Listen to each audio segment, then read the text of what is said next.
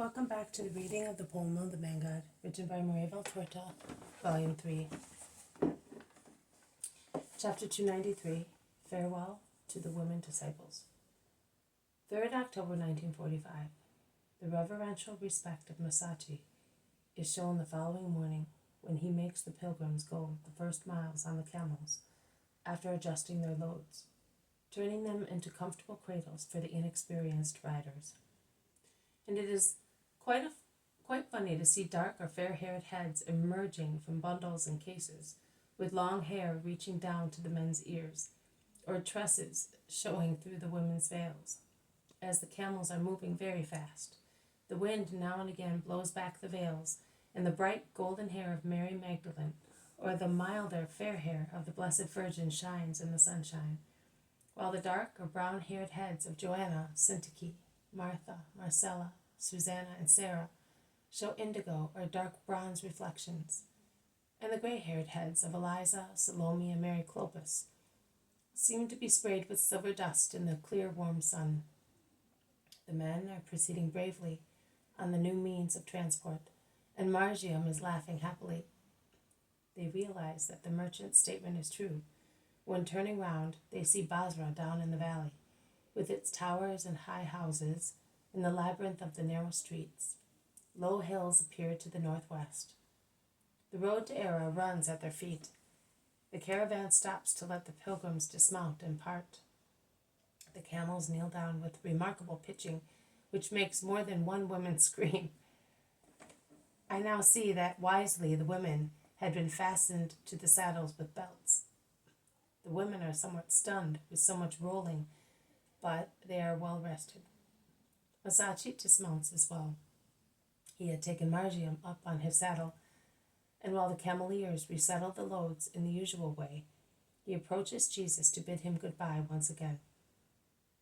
Thank you, Masachi. You have saved us a lot of fatigue and time. Yes, we have covered 20 miles in a short time. The camels have long legs, even if they do not amble smoothly. I do hope that the women have not suffered too much because of that. All the women reassure him that they are well rested and have not suffered. You are now 6 miles from Marbella. May heaven accompany you and make your journey smooth. Goodbye, my lord. Allow me to kiss your holy feet. I am happy to have met you, Lord. Remember me. Masachi kisses Jesus' feet. He mounts again, and his cry makes the camels rise. And the caravan leaves at a gallop on the flat road in a cloud of dust. A good man. I am all bruised, but in compensation my feet have had a rest. But how much knocking! A north windstorm on the lake is nothing in comparison. Are you laughing? But I did not have the cushions the women had. Long live my boat. It is still the cleanest and safest thing. And now let us pick up our bags and move on. They compete with one another in loading themselves. The winners are those who will be staying with Jesus. That is Matthew the Zealot, James and John, Ermastius and Timaeus, who take everything to spare the 3 who will be going with the women, or rather the 4, because there is also John of Endor, whose help must be very relative, owing to the poorly state he is in. They walk fast for a few miles.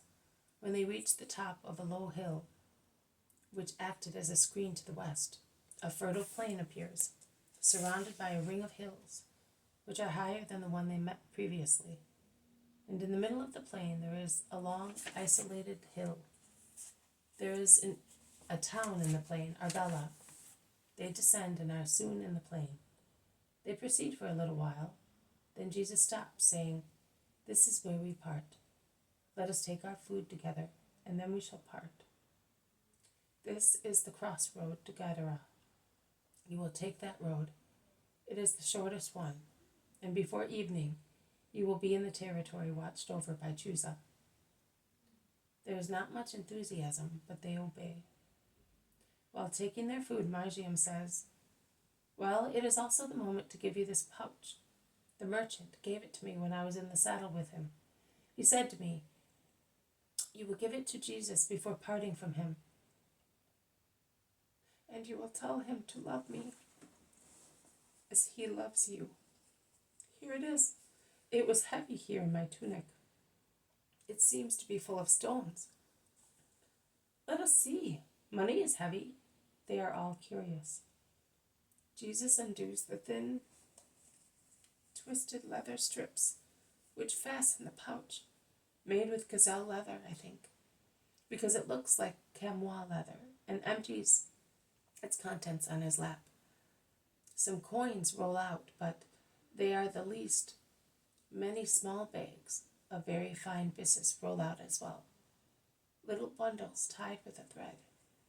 Beautiful hues shine through the very light linen tissue, and the sun seems to light a tiny fire in each little bundle, as if they were embers under a thin veil of ash.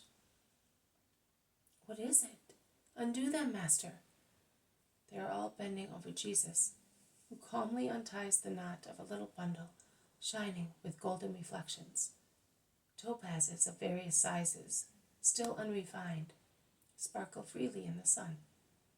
Another little bundle, rubies, drops of coagulated blood.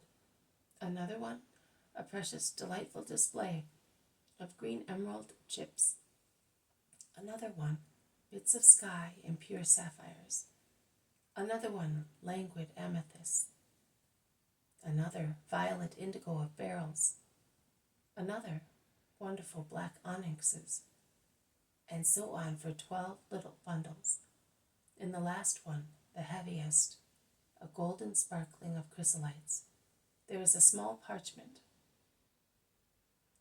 For your rationale of true pontiff and king. Jesus' lap is a little meadow strewn with bright striped petals. Bright stripped petals. The apostles plunge their hands into that light which has become many-colored matter. They are bewildered. Peter whispers, "If Judas Iscariot were here." "Be quiet. It is better that he is not," says Thaddeus resolutely. Jesus asks for a piece of cloth to make one parcel only of the stones, and he is pensive, while the others continue commenting. The apostles say that man was rich indeed, and Peter makes everybody laugh, exclaiming, "We have been trotting on a throne of gems.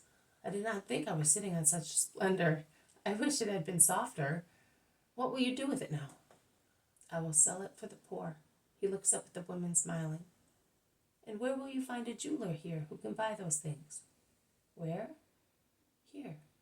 Joanna, Martha, Mary, will you buy my treasure?" The three women, without even consulting with one another, say yes impulsively. But Martha adds, "We have little money here." "You will let me have it at Magdala at the new moon." "How much do you want, my lord?" "How much do you want, Lord?" "For myself, nothing. For my poor, very much." "Give me it. You will have very much," says the Magdalene, and she takes the purse and conceals it in her breast. Jesus keeps only the money. He stands up. He kisses his mother, his aunt, his cousins, and then he kisses Peter, John of Endor, and Marcium. He blesses the women and dismisses them, and they go away, looking back now and again, until they disappear round a bend. Jesus goes with the rest towards Arbela. It is only a small group now, only 8 people in all. They walk fast without speaking, towards the town which is becoming closer and closer. This has been a reading from the poem of the Man God, written by Maria Valtorta, Volume 3, Chapter 293, Farewell to the Women Disciples. Thank you for listening. I will see you tomorrow. May God bless you, and may peace be with you.